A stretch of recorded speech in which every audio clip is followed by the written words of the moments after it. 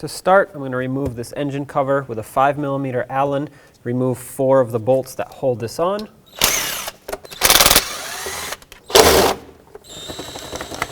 I used a swivel for this one, but you can remove this air intake if it's in your way. Just pop up the 3 push clips. Now let's remove this engine cover, set it aside.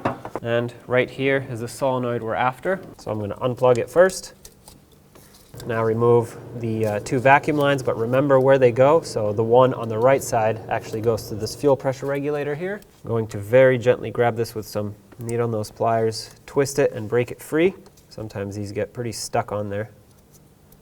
Okay, well if that happens, that's fine because there's still plenty of hose left. I'm just going to try to break this one free. These are very brittle, fragile. This happens often, but just try to be as gentle as you can with this. Twisting it a lot of times breaks it free, but I guess not this time. Oh, this one's also breaking, so I'm just going to cut it right here. Oh, well, there we go. Came off, but I'm going to have to cut it here and then just stick the hose, or what's left of the hose, onto the new fitting. That's totally fine. And with a 10mm, unbolt the solenoid from the intake. And here's your old solenoid. Let's get the new one. I'm going to line it up and bolt it back on.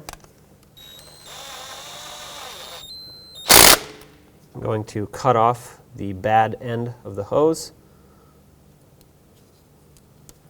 and reconnect it. Make sure you're reconnecting the right hose to the right fitting. Make sure they slide on all the way. These don't have hose clamps, so you need to make sure that they are secured. Perfect. Let's reconnect the solenoid. Make sure it clicks in. Now let's get the engine cover on. Let's get the engine cover back on, line it up. It's easiest to line it up with the oil cap, and then everything else kind of just falls into place. Reinstall the 4 bolts that hold it on. Let's snug them all up.